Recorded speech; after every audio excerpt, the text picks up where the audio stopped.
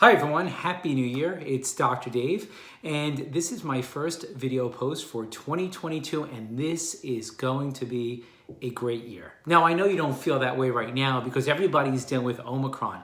In fact, I just wanted to give you a little inside perspective on Omicron because I was on call this last weekend, and I covered the busiest emergency room on Long Island, and I have to tell you, it was crazy. Omicron's a real deal. It's highly contagious. But here's the good news. The good news is if you're vaccinated, and even better, if you're boosted, the likelihood of ending up in the hospital, in the ICU, on a ventilator, or even dying is very, very low.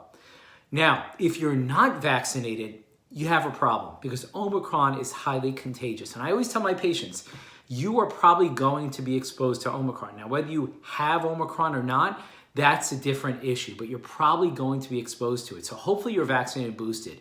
Why is Omicron so dangerous? Well, if you're not vaccinated and you have underlying health conditions especially, Omicron is a tremendous stress test. It's a tremendous stress on one's body.